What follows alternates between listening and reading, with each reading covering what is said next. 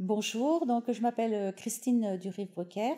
Je suis chercheure en anthropologie dans le cadre du GREPS, groupe de recherche en psychologie sociale. J'ai une formation de psychologue social également. Et puis je suis auteure, j'écris des essais, j'écris des récits et de la poésie, beaucoup de poésie. Voilà, donc nous sommes ici à la Maison de la Poésie pendant une semaine de résidence pour la création la mise en spectacle d'un texte qui s'appelle « Elle avale les levées du soleil », dont je suis l'auteur, et qui parle de façon très poétique de l'anorexie. Voilà, ce livre s'appuie sur tout un travail de recherche que j'ai pu réaliser auprès de personnes hospitalisées en milieu spécialisé dans la prise en charge de l'anorexie. Voilà, donc ce livre vient de loin en fait, puisque il est dans le courant de tous les travaux de recherche que j'ai pu effectuer sur le corps, sur l'intériorité, sur le corps nourri, sur le corps en transe, sur le corps malade. J'ai mis en place des dispositifs de narration pour entendre les patients, les récits des patients sur plusieurs types de maladies, sur des maladies somatiques comme les cancers, comme les douleurs chroniques, sur le myélome, et puis sur les maladies psychiatriques également, la schizophrénie, et puis, comme je le disais, sur l'anorexie, donc une longue étude sur la base de recueils de récits de malades, une 60aine de récits. Voilà, donc toutes ces paroles que j'ai recueillies sur le corps et sur la maladie ont inspiré le désir poétique. Même plus encore, m'ont entraîné une nécessité d'écriture poétique. C'est ce que j'avais fait pour un ouvrage qui s'appelle Langue sur le corps, pour Les Silencieuses, qui est un récit, une fiction sur l'enfermement, sur l'emprise, sur le courage des vivants aussi, qui est une anthologie sur l'expérience de la maladie en poème. Et puis, La part du désert, une conversation poétique avec Cédric Laplace, qui est schizophrène, et qui est une conversation qui a pris la forme d'une méditation sur l'être. Une méditation, on a pris la direction de méditation sur le désert, sur la folie, et puis bien sûr sur la poésie. Voilà, donc toutes ces écritures poétiques m'ont amené à découvrir que la poésie s'approche au plus près des situations, de la réalité. C'est-à-dire que l'écriture poétique achemine le sens beaucoup plus loin que ne peut faire l'analyse d'un matériau scientifique et aussi bien au-delà d'une parole narrative. Donc la poésie m'a permis d'avoir accès à des dimensions humaines auxquelles je n'avais pas accès avec le travail de recherche et auxquelles je n'avais pas accès avec l'écoute aussi des entretiens. Voilà, donc tout ça m'a permis d'ouvrir sur des aperçus assez bouleversants qui m'ont fait pénétrer l'expérience anorexique d'une manière assez inédite. Et d'ailleurs, je dirais que seule la poésie peut nous entraîner vers ces dimensions très archaïques, vers ces choses qui sont qui éblouissent, qui sont aveuglantes tellement elles sont extrêmes, comme l'anorexie par exemple, c'est un endroit extrême qui nous parle, qui nous montre même l'irréalité d'un corps décharné, le démontage de ces paramètres les plus élémentaires, l'oralité, la chair, voilà, tout ça c'est des choses qui sont démontées littéralement. Et le corps intérieur, puisque c'est quelque chose qui m'a beaucoup intéressé, le travail sur le paysage du dedans, sur l'intériorité, ici, dans le contexte de l'anorexie, le corps intérieur est complètement vidé de ses organes, complètement déserté. Il n'y a plus de dessin du paysage intérieur. Ces dessins que l'on retrouve chez les personnes que j'avais pu interviewer dans le contexte de ma première étude. Donc, je vais faire la lecture d'un petit texte, d'un petit extrait pour montrer un petit peu cette dimension de l'intériorité. Dedans, les couloirs sont vides, bouchés, désertés. Il n'y a plus de matière. C'est un véritable terrain vague, un endroit contré, verrouillé. Ça bouge plus, les portes claquent, ça rentre, ça sort. Il n'y a plus d'organes, c'est tout en fragments, en morceaux. Je fuis par tous les bouts, je perds pied, je m'endors sur la dureté du sol. Les machines se sont tues, bloquées. Mes organes sont apeurés. Voilà, alors comment expliquer que la poésie nous permette de pénétrer un petit peu ces mondes extrêmes qui sont assez vertigineux, assez effrayants. Tout d'abord, c'est le rôle, c'est la tâche du poète de pouvoir tenter de s'efforcer de dire ce qui est très difficile à dire, ce qui est même impossible à dire. Hein. Donc c'est vraiment le poète veille sur ce qui ne se laisse pas posséder.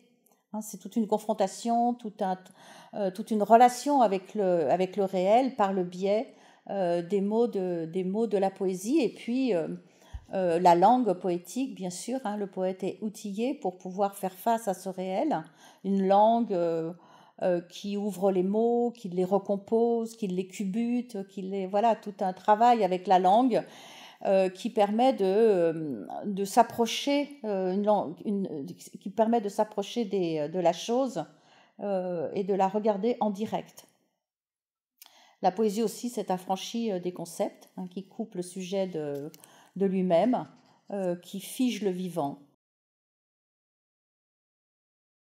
Alors pour terminer sur la force du poétique, je rajouterai encore que ces jeux de langue, enfin les jeux de la langue poétique, ouvrent la vision, font apparaître ce qui n'apparaît pas habituellement, ce qui s'est endormi un tant soit peu sous les concepts, et vient révéler la situation dans son entièreté. Par exemple, par rapport à cette question de l'anorexie, l'écriture poétique l'a montrée non pas comme une entité diagnostique, mais vraiment comme un événement, comme une expérience dont la portée humaine et dont la portée universelle est considérable. Alors, sur la base de ce texte, on a construit une mise en scène. On est en train de construire avec Stéphanie Lemeunier, qui est metteur en scène de la compagnie LR à Marseille, et avec Isabelle Benadier, qui est comédienne et chanteuse. Donc on est au travail cette semaine dans le sens de l'avancée de notre création, avec une sortie de résidence donc, qui aura lieu ce vendredi 19 avril. Cette mise en scène, pourquoi ? Enfin, on peut se demander quel est l'intérêt de cette mise en scène. Pourquoi avoir monté ce travail, ce texte sur l'anorexie ? D'abord, avec Isabelle, dans un premier temps, on avait fait quelques lectures sur ce texte auprès d'étudiants en médecine à Sorbonne Université, auprès d'endocrinologues, de psychiatres dans le contexte de congrès, de colloques. Et on s'est rendu compte que ce texte avait beaucoup d'impact et que les personnes y réagissaient beaucoup. Et ensuite, donc, lorsque j'ai rencontré Stéphanie Lemeunier dans le cadre d'un ouvrage que je coordonnais, un ouvrage sur la transe, et elle m'a proposé un article très intéressant sur le théâtre et ses rituels. Et donc, à partir de ça, je lui ai confié la lecture de ce texte, et les choses sont parties de là. Hein. C'est-à-dire que, effectivement, entre transe et poésie, entre transe et anorexie, il y avait beaucoup de liens auxquels je n'avais pas immédiatement réfléchi, mais qui vont se révéler et qui se révèlent au cours de la création.